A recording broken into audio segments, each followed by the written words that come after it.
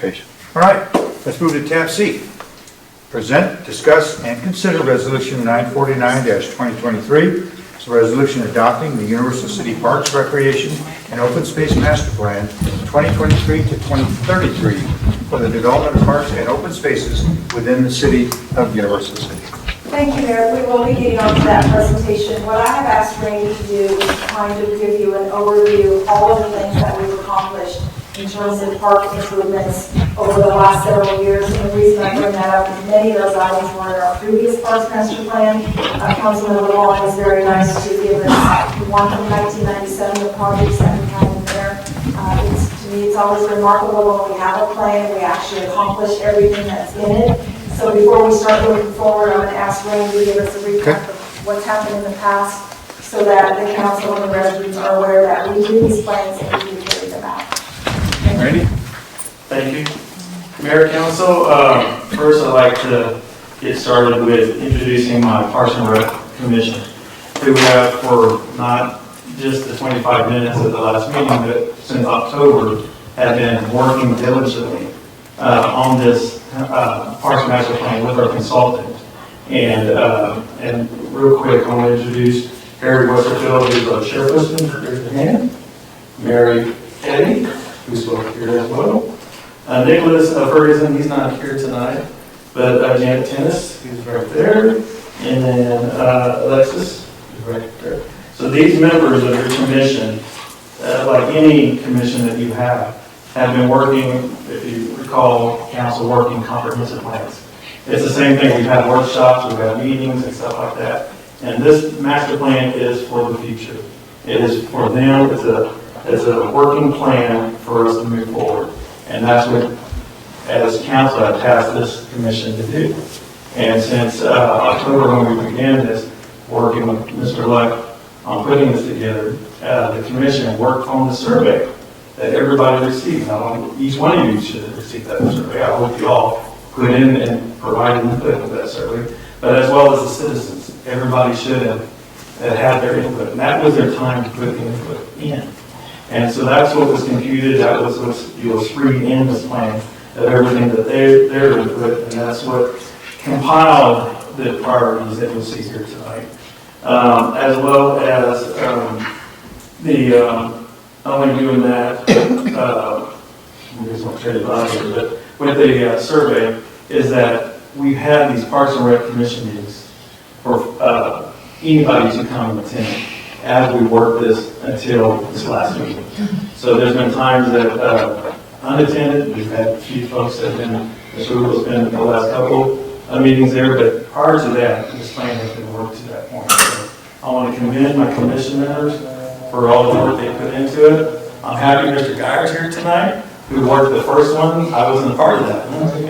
But after that, I've been working those. So we have been working these plans, the existing plans that we had. If you can tell the improvements at our parks that we have here today, which I'm proud of, is you've seen the improvements. We've had ribbon cuttings at Meadow Oaks, ribbon cuttings at Red Horse, Northview Park. We've done aviation, Veterans Park. And I can tell you, the traffic to these parks have improved. If y'all haven't seen it, get out there and see it. The nature trail that we have right now. So this plan is a plan for the future for us to keep building from. I'm glad, even under the leadership of Mr. Taylor, Ms. Turner, we've continued those improvements, and there's more to come. The bigger ticket items are still to come as we need to develop Universal City Park.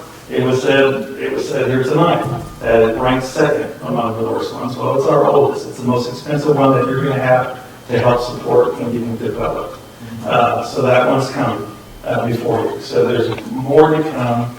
I would say we're probably halfway through this plan to get all parks. And so this hopefully carries out into the future. A lot of the funding needs that we will look for is to do Parks and Rec grants. So I will be an advocate for using our funds to go after matching grants. And so we'll have to do a lot of resolutions as we're doing here tonight. But to get started, I want to get Brent left with the design team who will present the master plan, and I'll get him. We'll get started.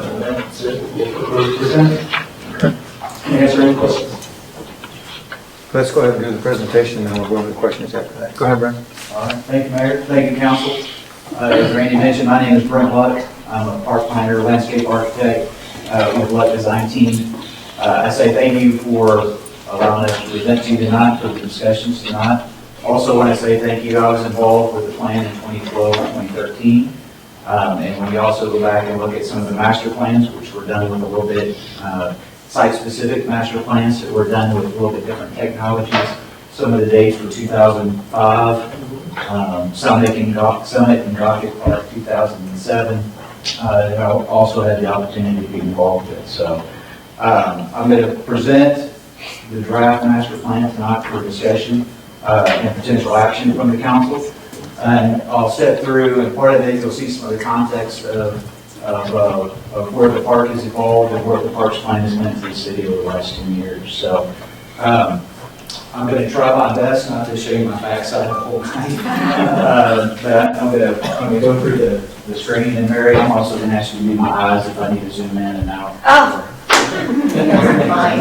So with that, I'll go ahead and get going. The format overall for the master plan follows the same format that we did in 2012, 2013 as far as an organizational standpoint. So I'm just going to step through each of those sections again. We can go back after I go through for any questions and discussions that the council might have. I did want to again kind of echo Randy's comments as far as the acknowledgments with the Park Commission. Thank you guys. In front of our city leaders, also wanted to put that out there. Not only for the list that you see here, but many of these individuals were here when I was here in 2012, 2013, working on the plan. So it is a commitment to Universal City. So again, thank you guys for your support. We led off with an executive summary, and these really do highlight, some of this is what Randy mentioned earlier, that we wanted to capture the power of the master plan that the city had over the last 10 years. And so when you see in the executive summary, all the different parks, I think there was 9 total that we listed here that have had improvements. Kudos to Randy, kudos to the Parks and Recreation, and also to the city leadership, past and present. We're moving forward with that. You'll see a nice combination that's recapped here of both public partnering with Texas Parks and Wildlife and grants, as well as private partnering with developers, all to kind of build a total park vision for the city. I mentioned the public involvement over the 10-year horizon of the last plan. The city commandeered $375,000 worth of Texas Parks and Wildlife grant monies, which in some cases those were 50-50 match, some cases those were 80-20. The bigger picture though is that the city was able to leverage park funding, their park monies with state monies to at least get 50 cents on the dollar to help your parks. When you talk about, Randy mentioned Meadow Oaks, Red Horse, UC, veterans, part of the Cibolo Creek Trail, all those were funded, partially funded through Texas Parks and Wildlife grant monies, of which part of this plan and the importance of this plan is having that, is that Texas Parks and Wildlife looks at this plan, make sure the priorities that are listed in the plan are in concert with the priorities in potential grants, and so it is an important component. We also listed in the executive summary the objectives for the overall plan.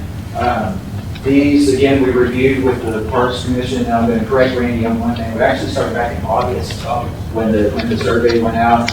It was at the September meeting that we started talking with the commission members about the parks and objectives, and actually reviewing what we wanted to do. These are, with a little wordsmithing, essentially the same objectives that were in your last plan, but you do see items that some of the buzzwords that the city was a little bit ahead of the time with the plan, diversity in particular, inclusion. Those are things that you see now that more cities are bringing into their vocabulary, their objectives. I'm going to go into the overall priorities in further detail in another section, but one of the things I wanted to highlight here twofold. One, they were broken out into indoor and outdoor priorities. And that's a very important distinction that is made. Essentially, when you go through a Texas Parks and Wildlife grant for funding, they look at your top 3 priorities. If your number 1 priority has a big dollar sign on it, such as a $1 million synthetic turf baseball field, for example. If you do not have that as your top 3 priorities, you don't get penalized for it. You just don't get credit and grant points. You don't get credit, which hurts your overall score and your overall ability to be competitive. The second thing is that when you look at the overall improvements, we take some, I don't want to say liberties, but this does not exactly match the empirical data that comes out from your survey responders, okay? That's weighted heavily in the discussions, as you'll also see with our survey results. But we also give credit to, I mentioned earlier, kind of in some cases, 10 plus years relationship that your park commission members have had. They're more intimate than your general public. City staff is, of course, even more intimate and knowledgeable about the workings of the park system. So one of the things that we try to do is if priorities, if they slide up and down, one of the things that we address with the commission is to be very, very transparent as far as when that happens. So some of the discussions you heard earlier tonight, it's good to know that people are reading through and seeing that they're shifted, because we want to make sure that there's not any surprises, that we are being transparent and communicating kind of what those priorities are. So I will move through the next section fairly quickly. One of the things that we wanted to do was just, again, benchmark it in context with the city, with its current population. We use different metrics from a population, acreage-based guidelines, as well as some programming and individual park community guidelines that are based on population and ratios. So we wanted to make sure that we were all talking the same language as far as population and what that 10-year horizon is. A couple of interesting items just to highlight. The male-female ratio, essentially even. No surprise there, except for when you look at the survey results. Ladies, you were the ones that responded way more than 50%. So, again, kudos, not throwing my fellow brothers under the bus, but wanted to highlight that. Also, in particular with the households, if you look under the total household category there, you'll see that households with folks that are under 18 years of age, 32% of households.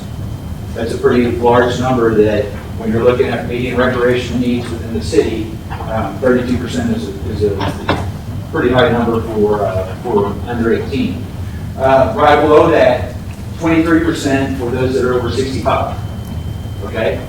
The city's having to be a large and a wide variety of recreational needs for its residents throughout the city. So certainly wanted to highlight those. I mentioned the objectives, so I'm going to go ahead and scroll through. One of the things that we did with the inventory was that we took a look at each of the cities, developed and undeveloped properties throughout the city. For each of those that we did, I'm going to show, for example, this is at the dog park. We took a photo inventory of each of the amenities at the park, classified it as far as acreage, what its park classification is, in most cases, neighborhood or a community park, as well as we listed the individual amenities that were inventoried out there at the park site. Building on that, we also gave an assessment of the category that each of those park amenities were in, as well as whether or not it was accessible. And so by the definition of accessibility, we're basically meaning by ADA or the Texas accessibility guidelines for the parks. So again, for each of those, I'm going to scroll fairly quickly. The intent was that if a person from the public or city leadership looks at the plan, wants to know what's at the park and what's not, you can get a good snapshot within a page or at least 2 pages if you're talking Red Horse or DC. as far as what's there at each of the parks. Okay? So again, any questions on the inventory, I can kind of come back and look at. The other thing that we did as part of the inventory was look at the relationship of the ISDs within the city. I guess now that was one change from the old plan, because it's now ISD within the city with church no longer being a part.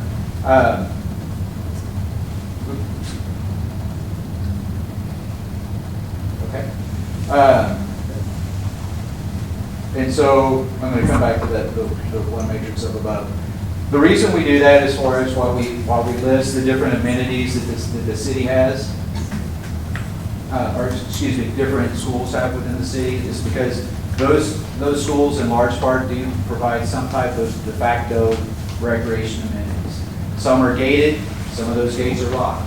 Some of those gates are locked, but they're not policed, or people can hop the fence and use. So it's kind of varied, and again, from conversations with the commission, it's not kind of an equal standard all the way across. So we did want to make sure that we inventory the elements that were at each of the schools, just because they do provide, even if it's in some cases de facto, amenities, recreation amenities throughout the city. Backing up just a couple pages.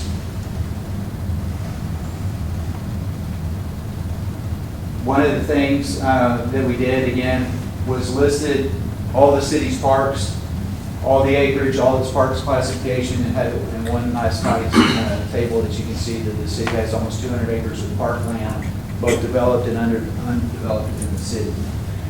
I shared with the Parks Commission, this is probably the sexiest page in the whole document. But this is where you see our inventory, where again, for each of the parks, we list the elements. You see, for example, benches. I hope again you guys can see benches in the category. Actually, I'll use the benches where right now the city has 59 benches within its inventory of parks.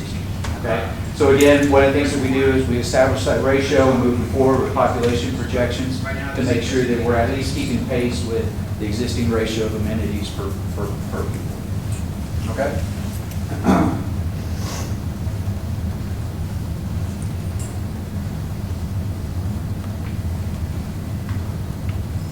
One of the things that we also did was to show the location of the parks within the city. Oh, I did want to just preface one thing, and that's of course with North Lake. One of the things that you see is you hear the 32 acres. What's the amount that's being transferred and officially sold. One of the things that in talking with city staff that we represented in our plan was an approximate value for North Lake as it's looking to be projected to be sold. Okay, so ultimately, what this plan does show is 10 acres of parkland, and there's a big plus and minus in front of that 10 acres. What I've told Randy and what we've discussed is that as that gets finalized here in the future, as far as with the land sale, that acreage will be tightened up. We'll amend the plan accordingly and move forward. But we wanted to make it as accurate as we possibly could with what we know right now. I promise that we'll move forward with that in the future with that modification. Okay, one of the best parts of the survey of the parks plan is the survey. I'll get better at this, I think. Maybe. As we mentioned earlier, set out the needs assessment survey in August. I think we had a soft close of October. Do you guys remember? We actually kept it open, even though we publicized that it was closing so that we could kind of move on. We had 457 responses to the overall survey, which is a darn good result for our survey.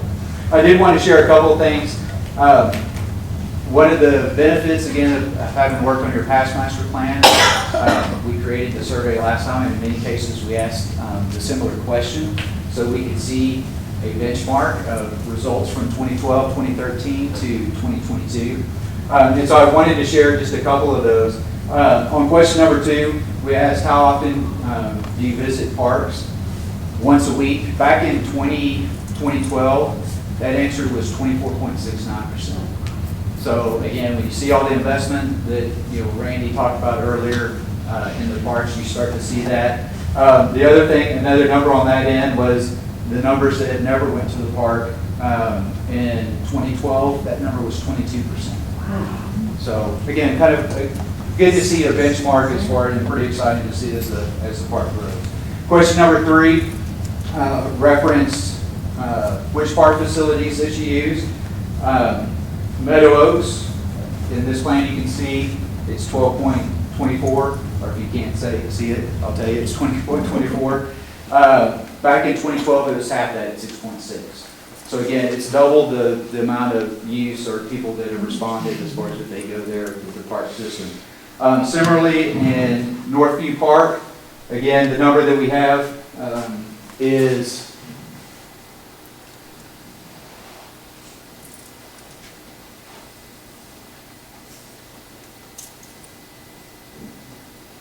there we go. It is 39.8.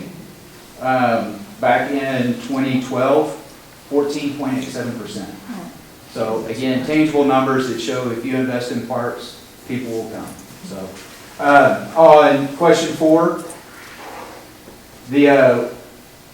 we asked folks to rate the physical condition of parks. I won't go through every one of them, but one of the things that I did want to highlight on that just streamlines the importance. Everything that you see in orange there are people that have no opinion or do not know. Okay? So when we talk about it, we just kind of trumpeted the city's investment in Meadow Oaks Park. 75% of the people that responded to this don't know.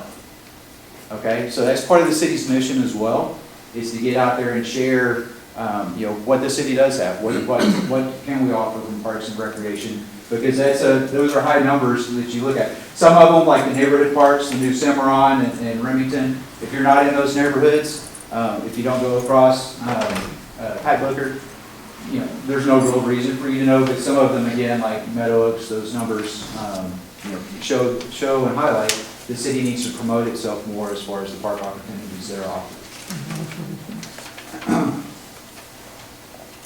Okay, question 5.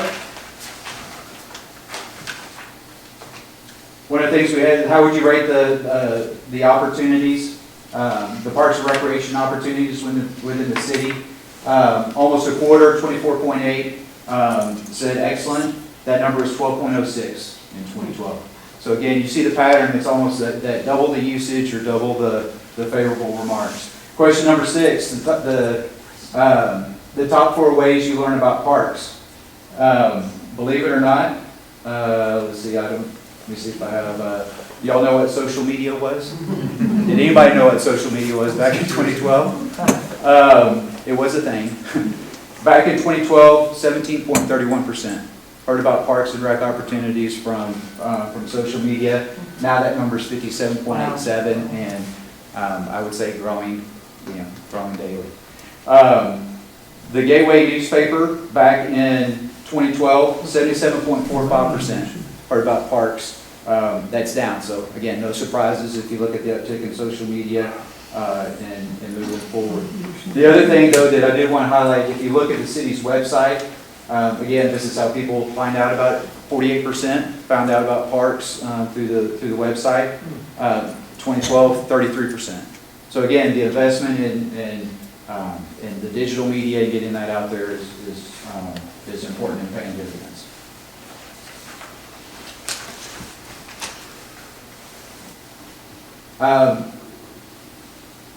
As a follow-up to the social media question, we asked which social media. Overwhelmingly, still Facebook. That kind of surprised me a little bit. Again, with some of the younger generation, with that 32% of under 18 and some of those other things. But again, heavily Facebook. So if the city is going to have a presence, that's still the way to go. Does the city have enough parkland? About the same as what it was in 2012. Again, 50% kind of going, yes, we do. Again, one of the numbers that's a little concerning is we don't know. Okay. Again, that's education. That's that bell cow or that whistle for educating on what the city has. A question I always like to ask in our surveys are bond questions. And again, sometimes cities are comfortable with us asking that question, other times they're not. 2012, in 2022, 61.31% would be in favor of a bond. That number was 45% a decade ago. So again, a higher increase in that. We referenced it a couple of times tonight. This is my favorite question, okay? This is essentially about 10 pages of your appendix. That's really where you do get some of the tenor, some of the opinion. We capture those in the appendix. What I like to tell people is we did clean it up a little bit just from misspellings, punctuation, just to make it professional.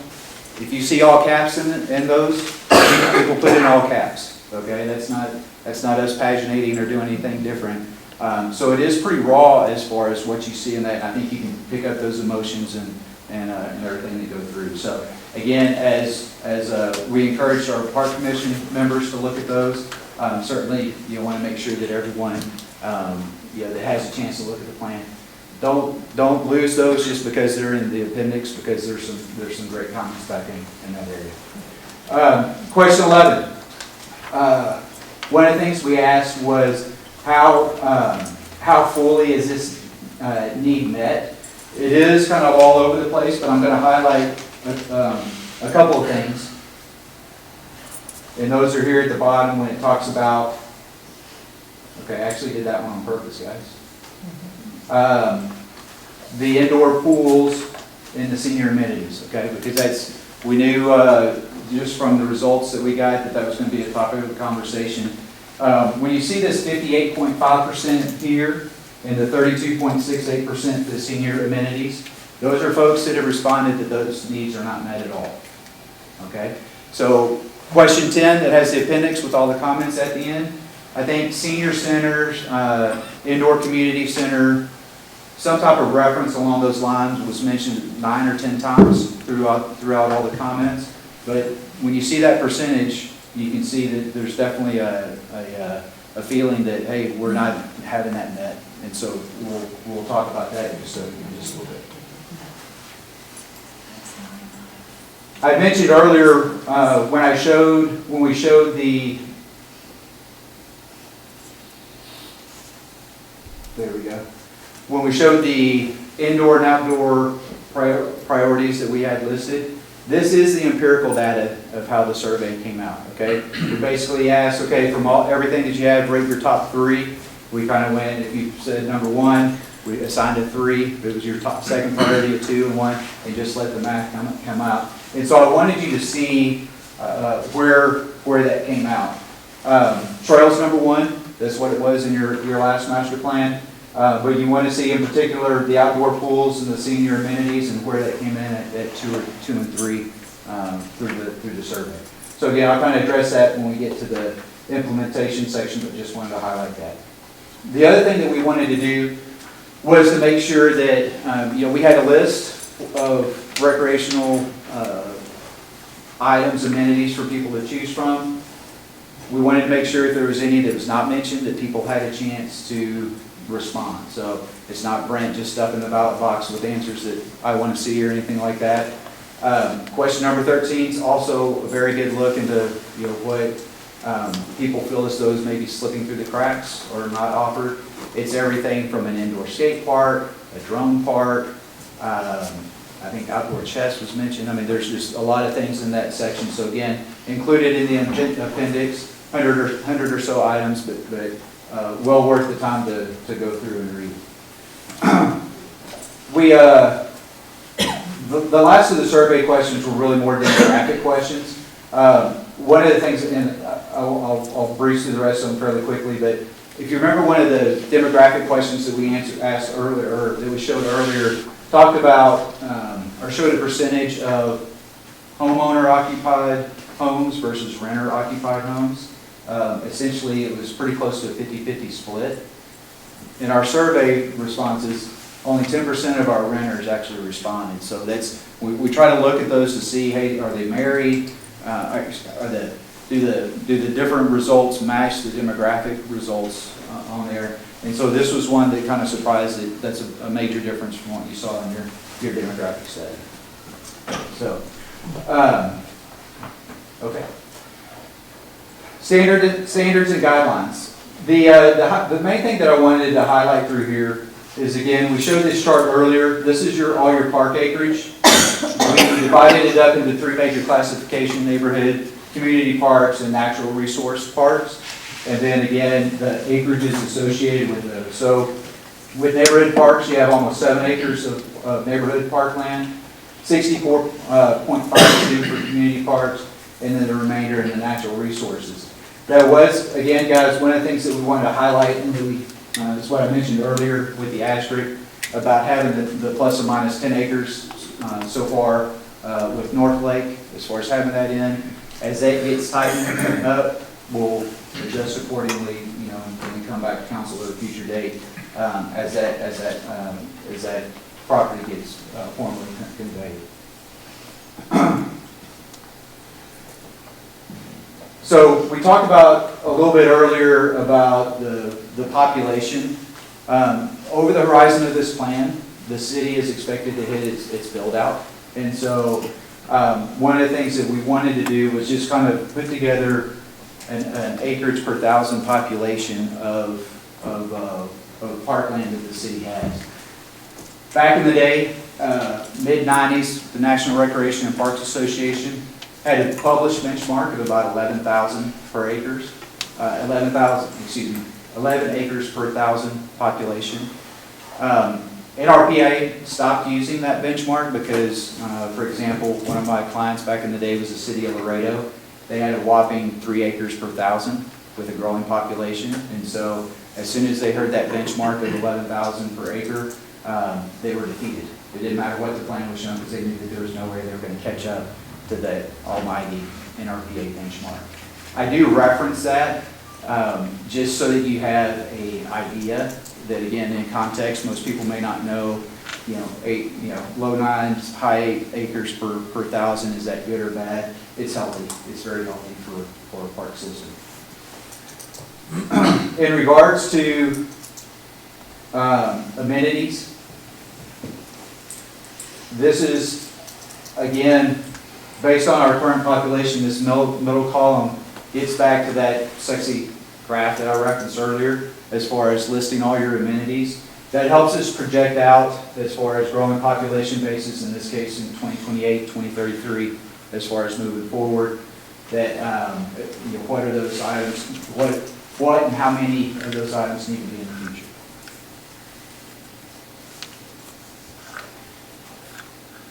Okay, parks needs implementation, and guys, this is really the last major 3 pages that I'll go, and I'll open it up for any questions, comments, and discussion. Again, we broke it into outdoor and indoor. Someone in the audience, when we led off with the public comments, mentioned the possibility of indoor grants. That's another reason why we separate them out, because if we're looking for potential funding with Texas Parks and Wildlife, it's good to have them based off of that indoor and outdoor. You'll see again, one of the things that we did was reference the empirical data earlier. Senior amenities was number 3. Outdoor pools was 2. And you see that in this particular case, senior amenities is 4. One of the things that we did, and our survey was intentional as far as putting in senior amenities. The survey didn't say a senior center. It didn't say an indoor senior community area or anything like that. It did say senior amenities. And so when we saw the responses from the survey, as far as, again, probably of the almost 300 open-ended comments that we received, there was 9, I believe, that referenced in some way senior something, either indoor, community center, etc. And so we actually split senior amenities into 2 different categories, okay? Because some of them are elements that you need to have in your outdoor park environment, and of course some of them that you need to have in your park environment as well. So wanted to highlight that case. You'll see that we dropped pools down to still a medium priority, but it's the number 8 priority. One of the things that in talking about with city staff that we wanted to make sure over the horizon of the last plan, you see how successful the splash pad was at Northview Park. There's potential plans for a splash pad at UC Park with future phase improvements. You see more and more cities and municipalities moving towards an alternative to an outdoor pool. One of the things that I shared with the commission this last go, if y'all followed any of what the city of Austin and surrounding communities had to do with as far as the hourly rates, they were paying lifeguards north of $20 an hour for lifeguarding services. They had to. They also had to close pools because they still could not get enough lifeguards to man those pools.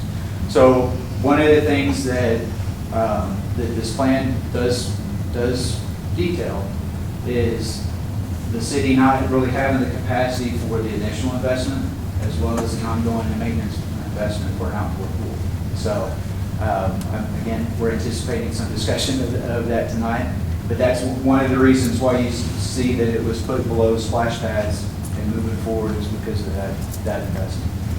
In regards to outdoor pools too, because one of the things that we want to do is to make sure that people know that we did read your results, we did go through the survey, is for the city to potentially explore a partnership with Olympia Hills and their pool and their HOA, just to explore and see, hey, what can we offer that amenity? And again, that's not a city-controlled piece of property or anything like that. But the thing that allows us to do is also start to benchmark participation rates.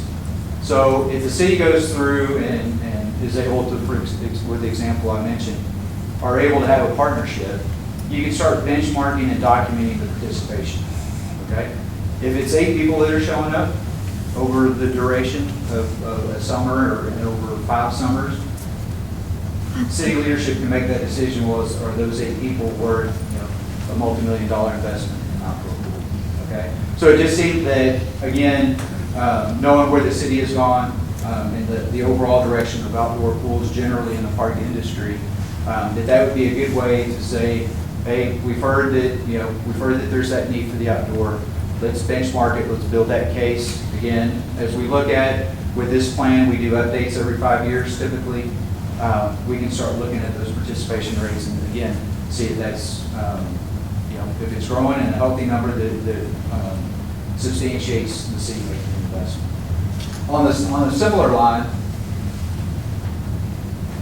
we highlighted that with the senior amenities.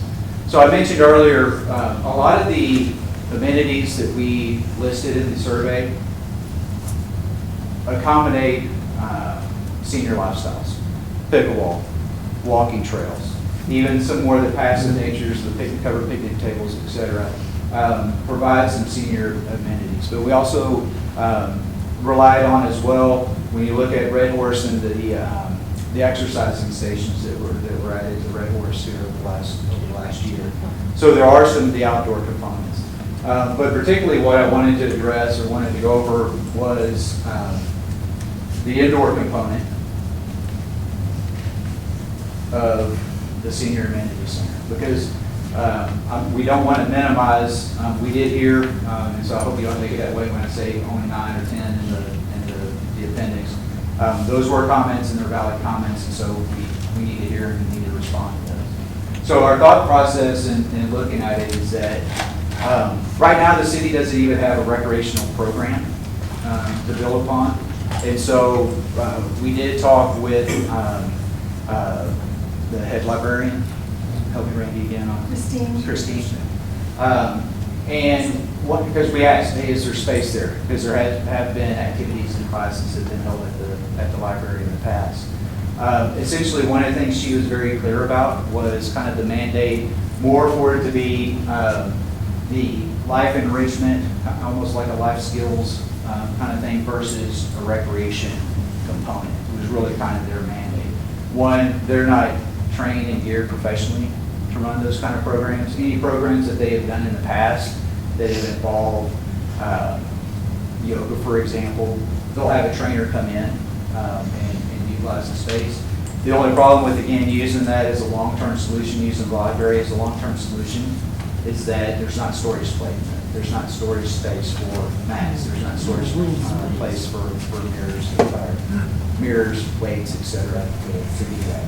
So again, one of the things, since senior center was mentioned multiple times, one of the things that this plan proposes is to hire on a recreation programs position, as well as with an administrative position, to partner with private entities, semi-private entities within the city to help grow that. Because one of the things that we know is that there is space between that umbrella for those activities happening. And we mentioned the ballroom at Olympia Hills, for example. But that needs someone to be utilizing it and programming it and moving it forward. So before, what this plan proposes is, before there's a multi-million-dollar investment in an indoor space, is that we benchmark. Because it's much more defensible if we bring that position on, that person does a great job running the programs, documenting the participation rates. It gives a lot more credence and power when Randy comes up or when someone approaches city leadership again and go, you know what? Again, maybe this is a window 3 to 5 years into the future. This is what we're seeing. Okay, you heard it as a little bit in the Parks and Open Space Master Plan, but now we have a benchmark. We need this. Okay.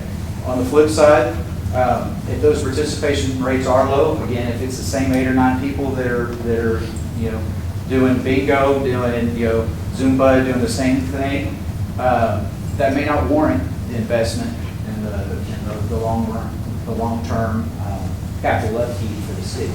But we felt as though that was a good stepping stone to be able to identify that, hey, is there a need? We've heard that there might be from our survey. We need to kind of find out. So if you bring that position on, that allows documentation and benchmarking to occur moving forward. Okay. Lastly, I did want to, on the page before, we did highlight some preferred projects going forward.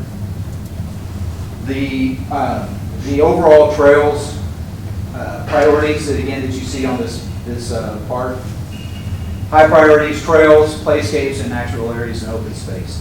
When you look at the projects that are identified on this page, it's not too far to reach for each of these projects to meet all 3 of those categories.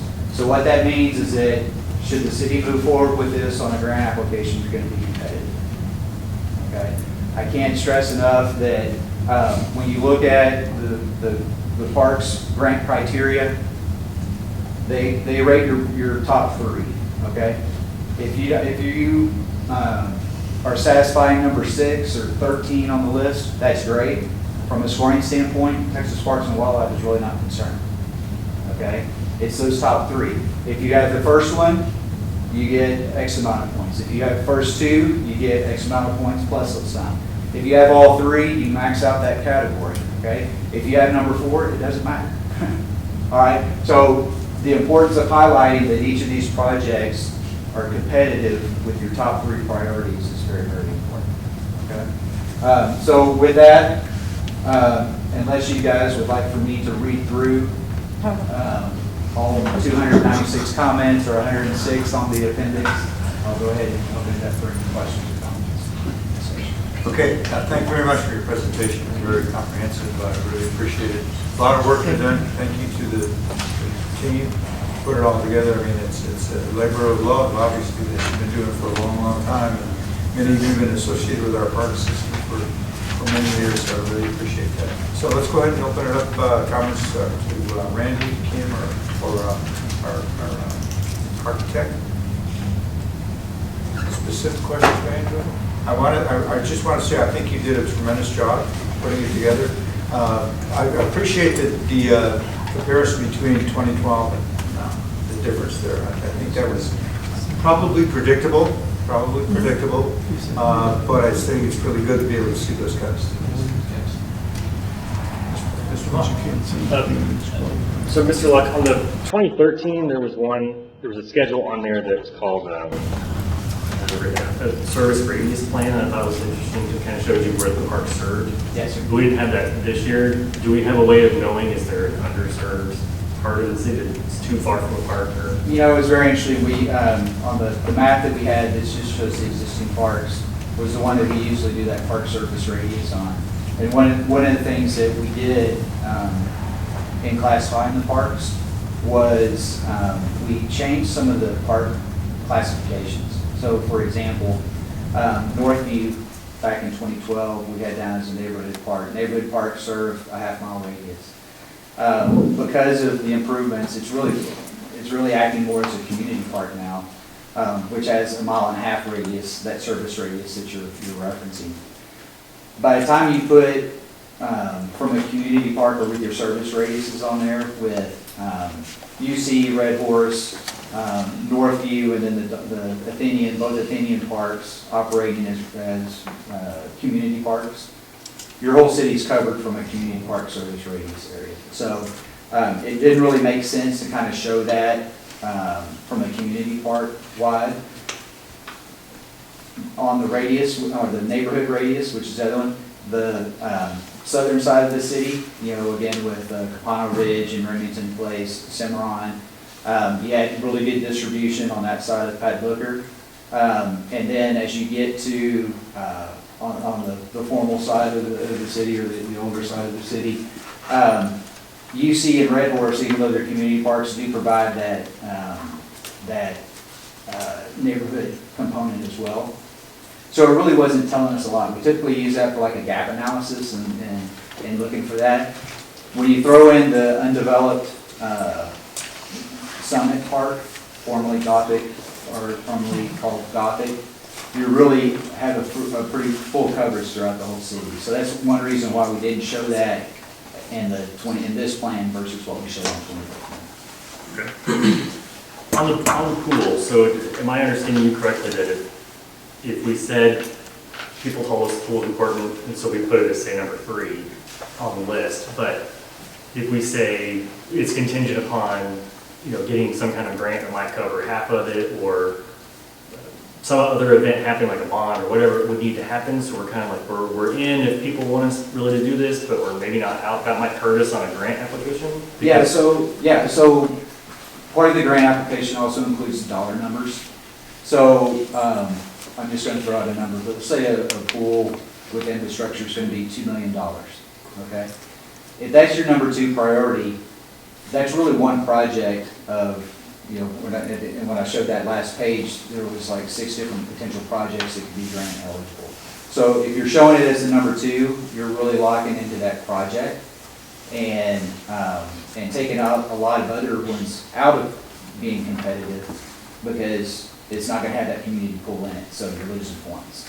As competitive, and I want to make sure that we're not tailoring the plan just for the grant, but I also want to make sure that we're communicating. You know, the city was awarded 4 grants over the last decade, in part because we were smart about how we were listing our priorities.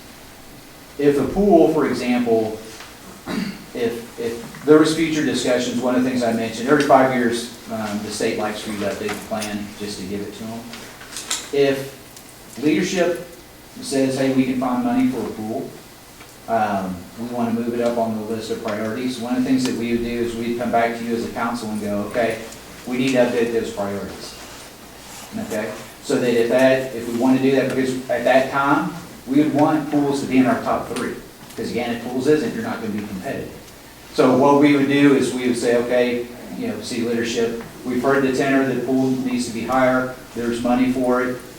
We need to revise the master plan and send that to the state so that they have that on their books. But it's transparent, it's documented, it's an update, and that's how that mechanism. Does that come I think that answers your question. Yeah. I mean, 'cause I feel like we're kind of being a little bit dismissive of people telling us they want a pool, but then I'm not super excited about a pool either. But if people are telling us they want one, then I kind of think we should be putting it on there. But if we're not all in on a pool, and it's on the top of the list, and that's going to hurt us on a grant application, then that weighs into the consideration, I think. And again, I think that's the reason why we felt so it was a pretty good approach to benchmark. Like if we could partner with Olympia Hills HOA and build participation rates, you guys, y'all as city leadership can make informed benchmark decisions based on participation numbers.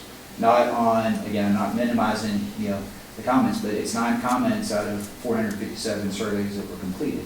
So is that enough? And so it just kind of helps build that case About Olympia, my wife's on the board, so I asked her, is there any appetite for it? She doesn't think there is for some partnership.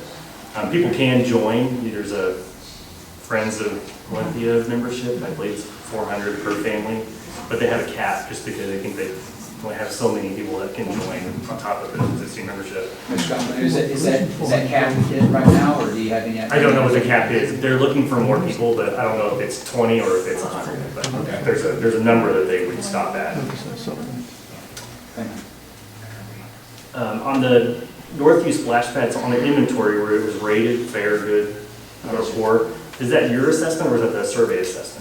That is my assessment. Why was the splash pad fair, since it's so new? Basically, the surfacing material. You already see right now some of the UV effects of the splash pad area. That was the only reason. Is that a major deal? It gets painted every year, so when you inspected it, it would probably, every year with the calcium that builds on it, that's what you see. But before every season, it gets recoated. Okay, so it's not a major issue. Right now, if you go look at it, it's brand new paint. Basically, looks like the calcium buildup that you get in your shower if you have a glass door, and then it has to be removed and painted over so that it looks fresh again. Okay. Thank you. One of the things that was also in there was for a UC Park was improved orientation of the athletic fields. What does that mean? Are we like turning fields or? So in the future, improvements in there, there's going to be some modifications to the fields. Right now, when you drive in the park, the first 3 fields you see is phase 1. When you get to the pavilion area, from there to the hill is phase 2. And the back behind the hill has always been called phase 3. Because when they went out for grants, they went out for grants for that pavilion there. That was done in phase 2 back in the day. That has that monument there. But yes, there will be some switching in phase 2, nothing in phase 1 where the 3 fields are, but there will be modifications in the phase 2 to incorporate what we're doing in phase 3. So like those lower fields, you're talking about maybe reorganizing those or something? Yeah, rearranging that area over there, yes. Okay. On the dog park, has the Parks and Rec talked about what might be doable there? Are we looking at maybe a turf for the ground cover? No. Can't sanitize turf. So there's a dog, the problem with the dog park is, like you spoke with, it gets muddy, right? If you irrigate it, it's going to get muddy. The problem with the animals, they trample it every single day. So the only thing that I've been looking at doing is going in there with granite for coverage through there. The actual clay that we have there is better than mud. So really, it's a hard surface that we have in there, but it gets trampled. But there's not much you can do. You can put in granite, you can put in mulch. Bad thing about mulch, it kind of, when the dog does a business, it's hard to find sometimes. It gets mixed in with the mulch. So I don't suggest that. That the granite may be, crushed granite may be the way moving forward, but we still want to have that grass aspect of it. But the way I have to do this is that we have an area that we can maintain irrigating where it's grass, but then have the granite area that the dogs typically trample every single day that they're there. So there's some improvements made there, but as the Parks Commission has tasked us to work our existing parks first before we jump into before we get to our bigger projects or even develop the new ones. We still have to circle back around to the Indian and the dog park. So that's still on our list to get to. Because the trail needs to be improved around that park there. The asphalt is deteriorated. Mr. Yost, when Mr. Yost was on council, I still remember to this day when we approved the dog park going there, he wanted to see some small pavilions on the outside of it for the neighborhood folks there. So it hasn't left. I've still got it there, but there's still more improvements, minor improvements, but there's still some there before we're done with that. But we're circling around but we're hitting just like we're hitting veterans and Cimarron at the same time right now. And we're still right now we're doing the parking lot at Red Horse Park. So there's still improvements being made at different parks. Remington and Meadow, Remington and Capano. The only improvements you see there is what the developer put in. That we still have to come back and finish those parks as well. So there's still a lot of improvements still to be made as we go through. What, if we were to approve this tonight, I mean, what are the next steps? I mean, do you go off and whenever you have a budget, you just kind of find some things that might fit into this, or So is there's this a the final say for us? So this is our guide, right? Tonight, if you approve it, it's our guide moving forward. And what we do from here is I bring you projects through the budget process, through the city manager that we present, and y'all approve it. Like last year, y'all approved the ones that we're doing this year. So it's no different. Every year will come and, you know, I hope y'all support the parks, you know, when I bring these projects to you, but that's what it is we bring you these projects and we're going, still following the plan that we do. Ms. Turner gave me this that you had provided her with. You can go off in here and still see some of the things that I can read off, some of the things that we've done in here is, yeah, almost all of them, you know. Some of the things that, let's see, the playground, acquisition of Westburg, of the land at the Northview Park, we expanded that. That was some of the things. The restrooms at Meadow Oaks and Northview. So there's a lot on here that we've done in this plan, and that's what we try to carry out moving forward. And the reason I printed that, because that was from the 1997 that Recycle Heart gave me. I appreciate her giving it to me. This is kind of what I was hoping to maybe get to at the end of the Parks Master Plan would be, here's a prioritized list of what we'd like to, maybe a cost figure, and then we just start attacking them as we have money. So I don't know if there's a way that the Parks and Rec Commission can work on that and give us something similar that says, here's what we want to try to do and how we might pay for it. Like this one's going to be grant funded, this one's going to be, maybe need to be a bond if we're going to do that, or it's going to be from the Fort Lake and sale. Yes, that's definitely, that's a great thing for the Parks and Commission to start working on in the future meetings that we have, is start putting this, once you approve it tonight, start working this plans in future meetings and prioritizing how we're going to go throughout the city on those remaining projects that we got to do. Councilmember Vaughn, in the 2012-2013 plan, we did have a similar spreadsheet that had a dollar value. We haven't done that over the last 2 years simply because that number, the fluctuation with inflation and all that, is anywhere from 25 to 35 or north of 35%, so that number really wasn't telling us anything in real time or anything that was going to be real time for the duration of the 10-year horizon. So that's why we didn't include, or we kind of stopped including the numbers on that end. But I think what Randy had mentioned is that as the commission does prioritize, you know, ones going forward for, you know, the next year's budget or a couple of years, we can certainly work to get those numbers that are a little bit more tuned. Still be a nice asterisk with it. We'll say we're not totally guaranteeing the number based on inflation or that there's an increase, but that was one of the reasons why we did not include those numbers as part of the 10-year horizon. Okay, and then just my last comment is I think I'd like to see that before we adopt it. So I don't think I'm ready to vote on it tonight, or how my rest of my council members feel. But if that was kind of planned out and we could see what in rank order specifically, I would like to see that. Thank you, Mayor. Okay. Mr. Shelley, I know Mr. Shelley has to leave. There's a member of the family that's voting in Civil Air Patrol, so SG is a priority he needs to go to. Thanks, Mr. Goolsby, and then Mr. Thank you, Mr. Mayor. Brent, great presentation. Mr. Luck, great presentation. It was good to see it, and thank you for working with the Parks and Rec group to put it together. And then thank you for explaining a lot of it tonight. I do like the recommendation of hiring a recreational program supervisor. I don't know what that looks like yet, but I think that's a great idea that we could, if we can look towards something like that, because it's somebody that is now in charge of keeping track of those numbers and then trying to promote those relationships. I mean, I know that, like what Brent said, with the other businesses and churches and things, just to see how it goes. I love the idea. I was kind of right up your alley with the whole splash pad issue. as far as it ranking fair, and knowing that every time we talk with somebody about putting in a splash pad, it is, everybody's looking for that squishy until they talk about the maintenance. So, going back to the concrete, and Randy was one of the first people to tell me about this, and I disagreed vehemently. And then, years later, everybody is tearing off whatever cover they have and going with the concrete.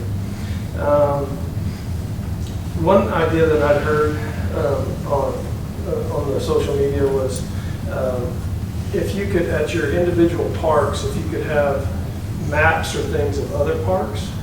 And I actually thought that was a great idea, because if I'm at a park and I see what's available in another park, and maybe we talk to some Boy Scouts about, maybe this is a great Eagle project or something along those lines. But I thought that would be a great idea to have additional information about other parks around it.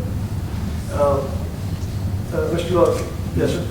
On that end, Mr. Goldby, is it any, are you talking like you see a lot of QR codes that people can just do it? Or are you talking hard copy, physical maps or locations? Or More of the hard copy physical. QR codes are amazing, but so many times, so many people just like, they're scared somebody's going to get into their bank account. So, maybe a QR code might be associated with it, but one thing I had was, is there anything in this? I assume you've done more than one city master plan over your tenure. Okay. Is there something that Universal City is neglecting that you may have seen outside of Universal City that would be a great amenity that you may have brought up to our commission or to staff, and they said, no, this isn't what we want to do? I'm just curious. I'll kind of base that off of just some of the trends here over the last decade that you've seen in parks, particularly around some of the sister cities. And all-inclusive playground is probably one of the biggest elements. Randy has done a great job in making sure that city parks and specific playground units are accessible and have some inclusivity with it. But you also see a lot where playgrounds are being developed specifically for as an all abilities or for inclusive nature. And that's not just the playgrounds themselves, it's the having them fenced in, because you got runners, special needs that, will hold. You have places for timeout because of temperamental issues or excitability, items that they need a place to go. So that means that restrooms that in some cases might be air conditioned or have misters on the outside, timeout areas where a parent or loved one, friend can bring someone with special needs that doesn't truly need a timeout area. So it's not just the playground unit itself; it's much more involved than that. And that's one of the things that under the objectives, when it talks about the diversity and the inclusive nature, that's probably one of the big things. I mean, you see Morgan's Wonderland, of course, is kind of the spotlight that was done at a much larger scale. But New Braunfels, there's been a push in New Braunfels for at least the last decade. Round Rock has been at the forefront with their all-abilities park, and that's probably one of the main items. I think the city, UC is very fortunate in that a lot of the basic infrastructure you have. When you look at your inventory, you have that. Really, the only thing that you don't have is kind of the soccer inventory, and lo and behold, you got the Shirt Soccer Complex right across the little creek that more than adequately kind of provides that. So that would probably be the biggest thing that jumps to my mind first. But the other half of his question, was there something that you recommended that the No, committee he said pretty much answered it. It was just something that was out there.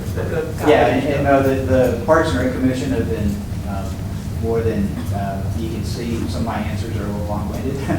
They housed that for about 6 months. So I would say they've been very accommodating on that area. So. And then my last one, I promise I'll get it. Well, don't promise. Don't promise. Yeah, don't promise, Bill, may change it. we have land now across the creek. How does that play into our parks plan? So if you remember, the land that we have across the creek is in the flight path of Randolph Air Force Base, and we had worked with them to make that so that there would not be any housing units in there, but they allowed one in there. Part of the agreement that they have is that they will not put parks over there. They will not have open space over there because they don't want large congregations of people in one place. You go out to Orchard Park and drive through there, you'll see that on one of the roads, I don't remember the name of it, it's not Mondavi Crest, it's the one Barringer, I think, further back. And you'll see this huge open swath of land right in the middle of this subdivision, which you think should have been a park, right? It's not, it's just an open field that has to be done because Randolph does not want parks. That's what I have. Yeah, that's pretty much the way I felt, Mr. Bud. Sometimes we don't have a choice, though. Yeah, sometimes we don't have a choice. I understand. But thankfully, those people that live over there will have great access to the open space that we have on Cibolo Creek. Fantastic. Yes, absolutely. Thank you, Mr. Mayor. Thank you, Mr. Mayor. Of course, I do have some comments. Mr. Luck, thank you very much for coming out tonight. I'd also like to recognize another group real quick, and this is related to the Parks and Recreation Committee, and that is the efforts of our Parks partners and all of the donations and grants that they have given to us. Mr. Jerry Geyer led that honorably for many years and then passed it off to Ms. Lori Putt. So wanted to thank you both for your stewardship of those programs over the years. Unfortunately, Ms. Putt had to take off earlier, but kudos to her. Regarding connectivity to our neighbors to the east, west, north, or south, the Cibolo Creek Linear Park Nature Trail is, correct me if I'm wrong, part of a larger project that was designed to connect Austin with San Antonio that I've heard about, that this was maybe pie in the sky type stuff, but is that creek path scheduled to connect to Selma on one side and Schertz on the other side?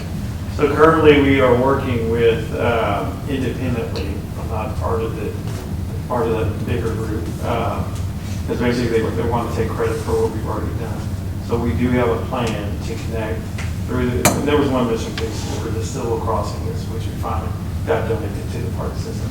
So the plan is, which I will get a proposal from Brent to apply for the next Trails grant when it comes available. And so it's to continue the system that we have now. And so we do have a plan that will take it from the Universal City, the rear of it, to Kitty Hawk, and then from Kitty Hawk behind the golf course and connect to Heritage Park in Selma. Currently, Schertz can connect to ours right now. So a lot of their folks utilize our trails currently. So yes, From Pickerel Park. From Pickerel Park. So, but yes, there's going to be several grant programs because we can go out with $75,000 and apply for that with a match. And that's how we did the first phase. It started at Veterans and to Universal City Park. So, but some of that I had acquired, we can acquire, but we had to get the land donated. And there is one obstacle. It's called the cliff. I got to get around that cliff. I know we're around Suncliff. There's actually a cliff that I have to maneuver the trail to get it around. So that's my objective, is trying to figure it out that route. So. Look forward to that being completed one of these days in the future, assuming it's possible. I too share the concerns about the ground cover at the dog park, but I also recognize that the fertilizer, we'll call it, that is being placed onto the ground out there is less than conducive to the growing of grass out there. Add to that the sun, you can't water it, and the dogs are trampling it every day, and the people are trampling it. I had this weird idea. Could we section off a certain area and allow it to recover a little bit? And I know it would be kind of on the honor system, but sort of like they do out at the golf course with the driving range, how they move the tees, if you will, a certain distance, so that allows the grass in that certain area to recover.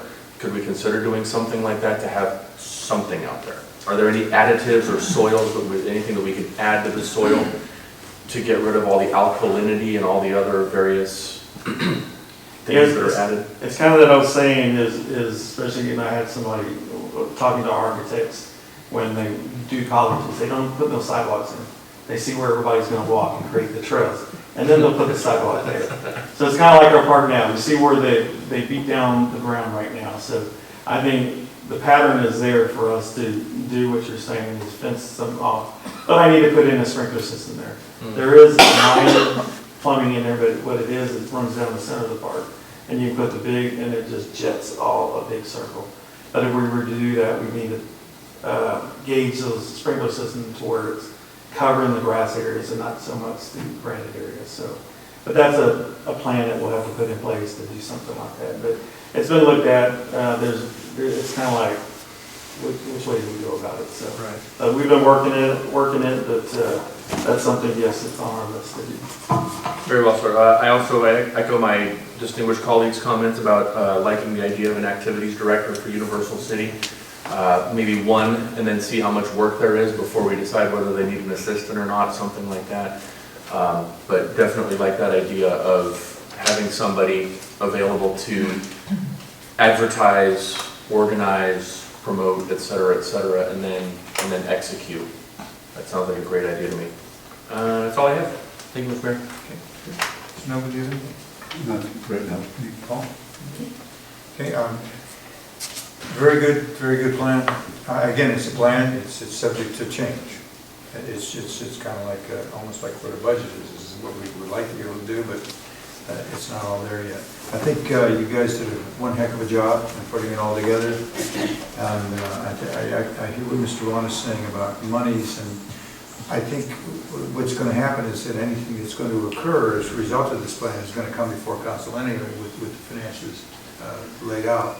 And to ask them to put together, this is my opinion, put together some financials with each of those priorities at this time would be very difficult to do. Maybe hard to do, but again, that's your guys' call. So what we have here is a comprehensive plan. What they're asking for is our approval. Move to approve. The plan itself. Second. I have a motion by Councilmember Goolsby, second by Councilmember Bach. Discussion further? Anyway? All right, Kristen, call the roll, please. Councilmember Goolsby. Aye. Councilmember Bach. Aye. Mayor Pro Tem Aye. Councilmember Najarian. Aye. Councilmember Shelby. Oh, I'm sorry, stepped out. Councilmember Vaughn. He's excused. No. Okay, that vote is 5. No, 5. 4-1. 4 to 1. I understand what you're saying, Mr. Vaughn. I totally understand that. I think at this juncture, it would be very difficult to go into and ask them for some financial looks at it right now. We're not even into the budget process yet. Getting into it, but we'll see what happens. Okay, thank you very much. Thank you very much. Thanks for your efforts. Yes, sir. Thank you. Members of the commission, thank you guys for what you do. We can't do our job without you guys. So it's really important. You're very helpful to us, and we really respect your participation in city activities. Thank you very much. Okay, that closes our business for this evening. So now we'll go to our city manager comments. Thank you, Mayor. I have a few things reminding you that Saturday, May 6th is the famous fire cake pancake breakfast at the fire department, 7 a.m. to 11 a.m. Also, another fun event we have coming up, this is the first, it's called the Family Glow Dance at Olympia Hills. It's Saturday, May 13th from 6 p.m. to 9 p.m. Of course, that is always open to all ages. Thursday, 25th of May, we have the famous luau at Olympia Hills. If you've never been, it's a lot of fun. It's next to Fiesta, it's probably one of the most well-attended events that we have. So if you want to see, pineapple and fire and grass skirts and coconut tops and all kinds of other things, that's the place you're going to want to be, and that's from 5 to 9. There's also a family event. I wanted to thank Councilmember Vaughn, Najarian, and the mayor for attending the ribbon cutting for the Hallmark store. I wish everybody was still here and had a chance to hear about the expansion that they've done. It went from being a national corporation to be a locally owned store. They added 1,000 square feet and have done a fantastic job. Still have the cards, but have converted into a magnificent gift store. I know I spent plenty of money the first day I was there. I emailed to the council, and I put on the chair of everyone here this evening the library summer schedule for June and July. I did it for two reasons. One is that staff spend a tremendous amount of time with their volunteers, getting these events organized and attended. And as you can see, they have events for all ages. I know everybody says the library events are for kids, but they're not. If you look, there's adult events on there. There's 8 senior events that are planned. And so I hope everybody would take time to look at that and attend to some of those events. Also, we have 5 new babies in the cities tonight. They are not human, but they do hum, and they are called generators. So as you know, in our ARPA project, one of the big items that we had was generators for our critical infrastructure, our water and our sewer and some of our buildings. So the ones for the water and the sewer arrived today, 5 of them, and so we're getting ready to get those installed, and then we're waiting for 4 more, but the 2 big ones, right, for the library. Yeah, the next 4 are the bigger ones. The next 4 are the big ones. And when we say big ones, we mean the ones that you see out back when you drive around the building. The other ones are a little bit smaller. So we are expecting 4 more babies at home at some point. And that is all I have for this evening. Thank you, Mayor. Thank you. Yeah, the Hallmark folks have been around 50 years, at least 50 years, and that's pretty awesome. They're on one of, if not the longest tenured group I think we have in University City. Sickles probably would have beat that, but they're And Pronto Printing. really great establishment. If you haven't been in there, go with you. You'll really enjoy it. Thank you, Mr. Mayor. Just wanted to say thanks to our Parks and Rec. Y'all are awesome, just doing an incredible job. It's a great plan. I appreciate the time and efforts that y'all put in on this, so well done. Just excited to see how Saturday turns out. I apologize, I will be out of town with a long-time commitment, so I'll just... Which day? Saturday, so... It's coming Saturday. Yes, ma'am. So, just looking forward to seeing how everything goes. Thank you, Mr. Mayor. Thank you, Mr. Mayor. I echo the sentiments of my distinguished colleague in thanking our Parks and Recreation Committee for everything that they did. And Mr. Taylor, since you're sitting here in the audience as well, I would be remiss if I did not recognize the significant contributions that you made to our wonderful community over the years since you turned over such a great program to Ms. Turner quite a few years ago. So thank you for everything that you've done in supporting our parks and recreations over the years. As everybody knows, I am the historian, at least for this last meeting, because I will come up with some other new shtick for 2 weeks from now that will celebrate my 1-year anniversary of being on this council. The first taxi service to operate in Universal City was approved in May of 1963. It was operated by Mr. Talley and was called Randolph Taxi Company. Some of you may have ridden in some of Mr. Talley's taxis. And also, the final agreement for a sewer line that connected Converse to Universal City was approved on May 2nd in 1967 by the city in that cooperation with the SARA, I believe. That concludes tonight's history lesson for everybody. Thank you all for coming. I also appreciate all the participation of the residents of Universal City coming out here to be involved in the goings-on of our city and being civically involved. Kudos to everybody that's coming out for this. Thank you, Mr. Mayor. Thank you. Mr. Noel. Thank you, Your Honor.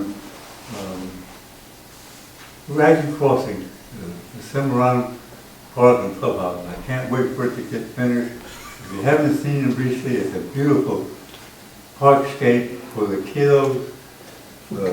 Everything comes up, you know, the weather, transportation, getting parked, a park miswelded, it has to be replaced. Once it gets done, it's going to be an awesome place for the kids in our neighborhood. I can't wait for it to happen.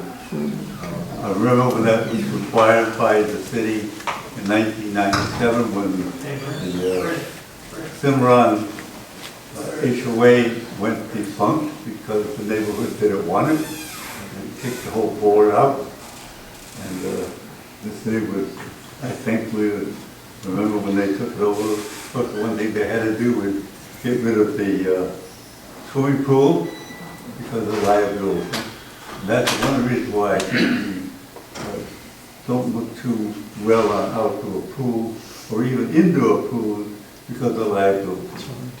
We have to have liability insurance for that. We have to hire a professional lifeguard, et cetera, to take care of it. While I would love to swim, it's some of the things that we don't really need to do.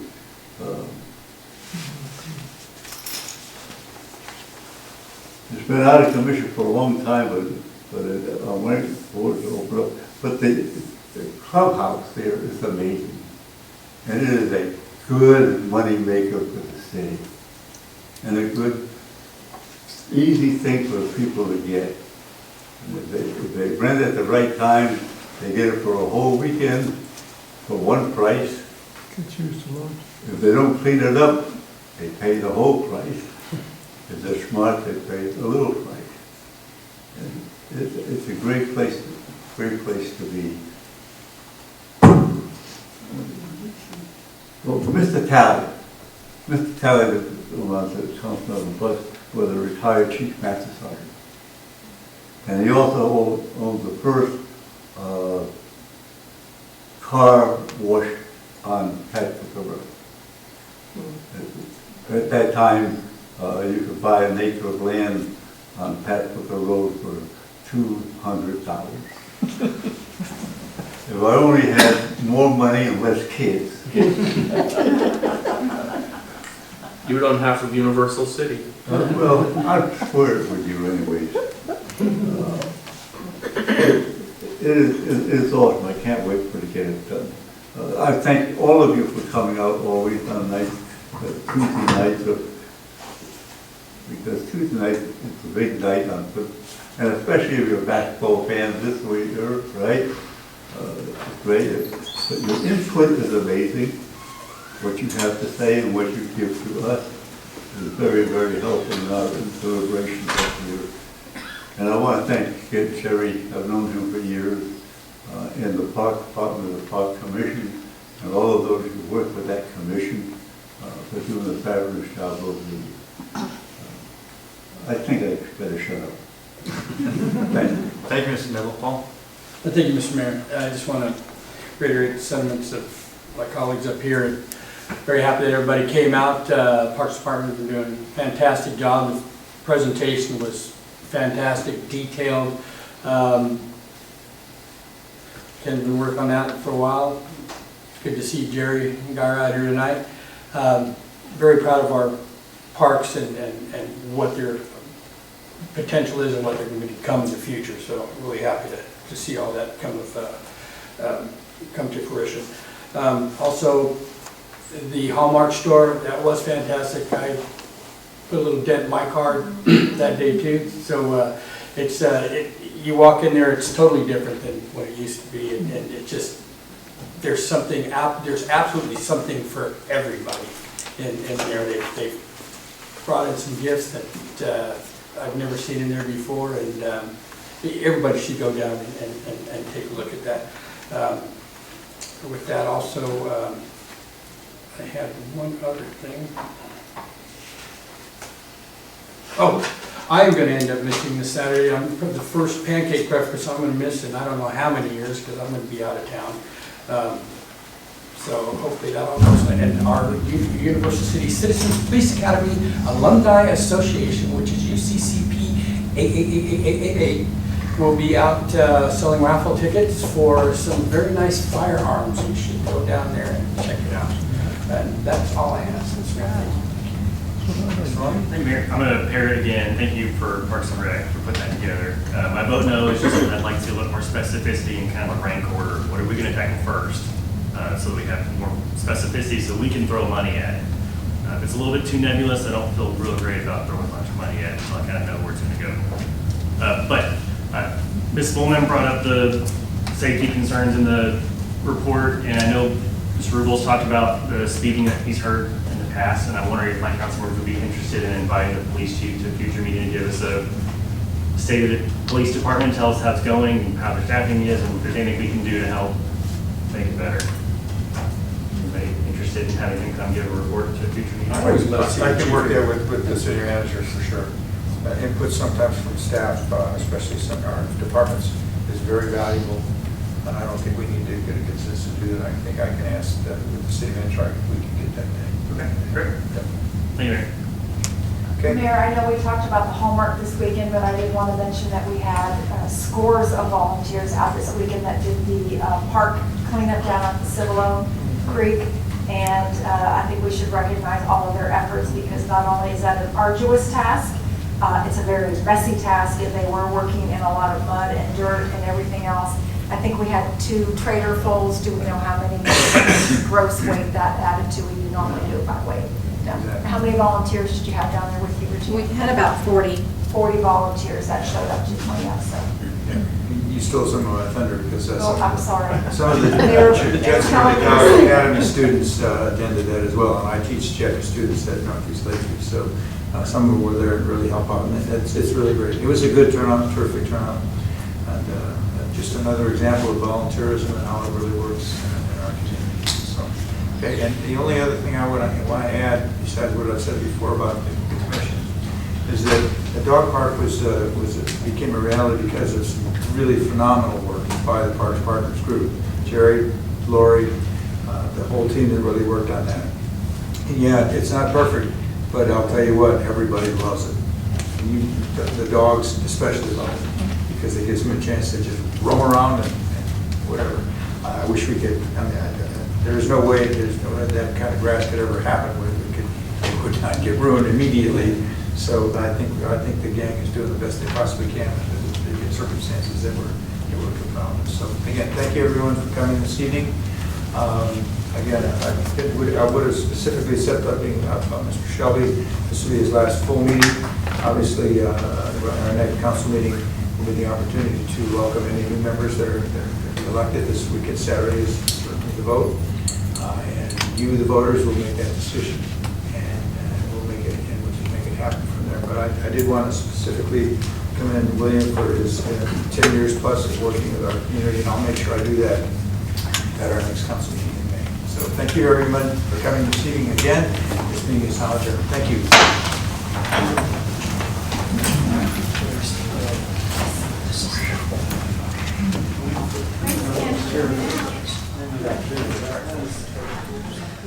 Yes, he knows that.